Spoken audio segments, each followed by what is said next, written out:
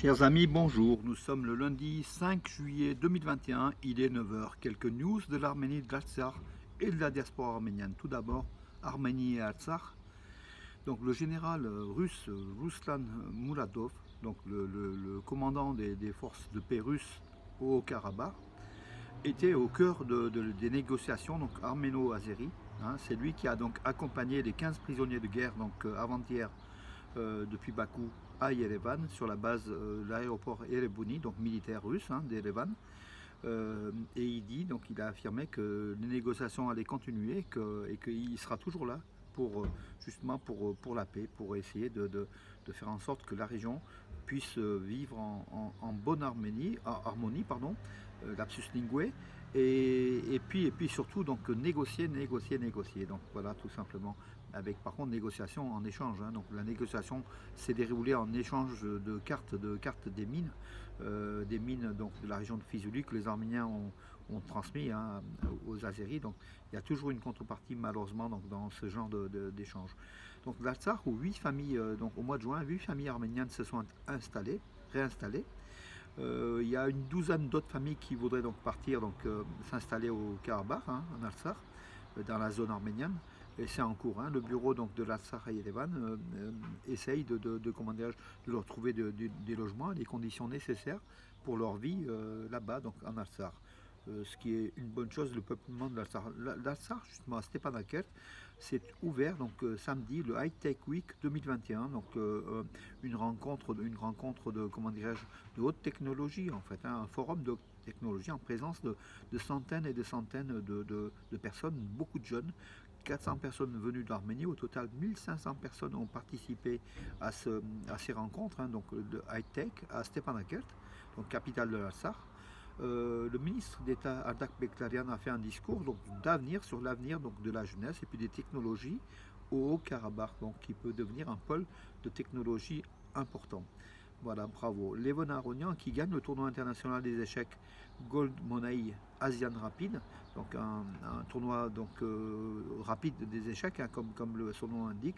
Levon Aronian qui est le numéro 5 mondial, qui a participé sous les couleurs de l'Arménie, mais qui prochainement va changer de couleur de drapeau. Il va passer aux États-Unis en fait. Il va dans l'équipe des États-Unis, malheureusement.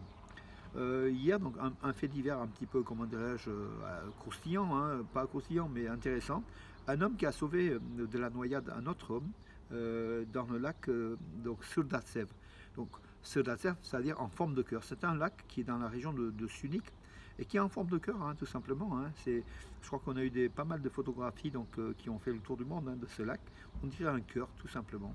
L'homme avait chuté, je crois, d'une cascade. Bon, l'autre secouriste, un autre citoyen, a été donc le sauver avant l'arrivée des pompiers. Mais enfin, l'intéressant, c'est que ce lac qu'on connaît assez peu, donc Soldatsev dans la région de Sunik, c'est à visiter. Donc en vue d'avion, enfin en plan, c'est un cœur. Voilà. Oui, l'Azerbaïdjan qui est au cœur, donc encore une fois, d'une polémique avec l'UEFA, parce que le drapeau, donc le arc-en-ciel des LGBT, qui était dans beaucoup de stades pour l'Euro 2020, un supporter danois tenait ce drapeau, même ils étaient deux, et un membre du staff de sécurité du stade de Bakou a été confisqué ce drapeau arc-en-ciel. Polémique bien sûr auprès de l'UEFA qui place la défense de la pluralité en fait, parmi ces droits, enfin ces expressions les plus élémentaires.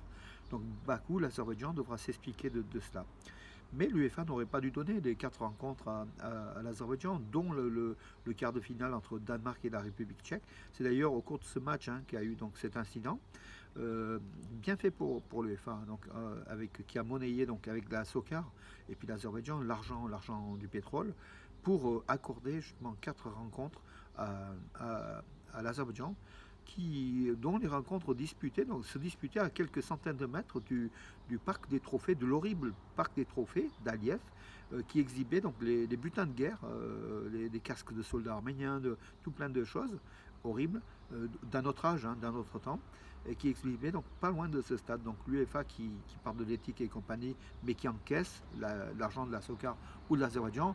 Et maintenant, surprise que l'Azerbaïdjan n'applique pas la déontologie des droits de l'homme, la déontologie européenne de l'UEFA. Il ne faut pas donner à ce pays-là donc les moyens de s'exprimer, d'exprimer un dictateur, parce qu'ils sont aux antipodes des valeurs européennes. Moi, je leur conseillerais de le faire à Yerevan, hein, donc les rencontres. Il faut aussi que les Arméniens soient prêts à avoir un stade donc de très haut niveau pour accueillir effectivement les coupes européennes et les coupes mondiales. Mais ça va venir, je pense que ça va venir. On verra prochainement. Mais en tout cas, l'Azerbaïdjan est à bannir par l'UEFA. Et cette affaire-là prouve que l'Azerbaïdjan n'est pas prête hein, donc à intégrer les valeurs européennes. Anne Linde, la présidente de l'OSCE, qui est aussi la ministre des Affaires étrangères de Suède, a salué donc la libération des 15 prisonniers de guerre détenus en Azerbaïdjan. Bon, ceci dit, l'OSCE, ce sont des bureaucrates qui font le tour, qui vont à Stepanakert, Yerevan, Bakou, mais on les a vus hein, lors de la guerre d'Artsakh, ils n'ont rien fait. Ils n'ont pas même vu venir cette guerre, alors que les Arméniens prévenaient à chaque fois attention, attention. Et puis là, Anne Linde qui fait une déclaration après que les Russes, en tant que médiateurs, aient fait libérer donc, ces 15 prisonniers de guerre en échange des cartes, bien sûr minières. Bon, l'OSCE a du retard en fait. Hein, voilà. Et puis surtout, l'OSCE n'a pas d'armes, n'a pas d'armement, même si elle est coprésidée par la Russie, les États-Unis et la France. Mais en tout cas, saluons quand même Anne Linde qui est déjà venue à Yerevan, hein, la ministre des Affaires étrangères de Suède, et qui à chaque fois fait des déclarations plutôt intéressantes. Voilà. Nicole Pachinian a félicité Joe Biden à l'occasion de la fête de l'indépendance des États-Unis. Armen Sargsyan, le président de l'Arménie, a également félicité donc, Joe Biden pour l'indépendance des États-Unis. Donc, en lutte, Chant Rajadolian, dans les 67 kilos, a eu en championnat d'Europe de lutte gréco-romaine junior, ben, il a eu la médaille de bronze, hein, Chant Rajadolian. Donc de jeunes espoirs, donc comment dirais-je, de la lutte, hein, de la lutte sport phare, sport favori hein, de l'Arménie, qui présente en lutte le maximum, le plus de sportifs aux Jeux Olympiques de Tokyo dans quelques jours, hein, donc ça s'approche. Donc nous allons suivre hein, donc cela donc, de près. Voilà mes amis, écoutez, moi je crois que j'en ai fait le tour. Oui, une explosion sur un site d'extraction offshore de pétrole en Caspienne. Donc l'Azerbaïdjan, la SOCAR dit qu'elle n'est pas concernée, qu'il n'y a pas eu d'incident, qu'il n'y a pas d'explosion. Bon, c'est les médias azéris ont partagé donc cette information.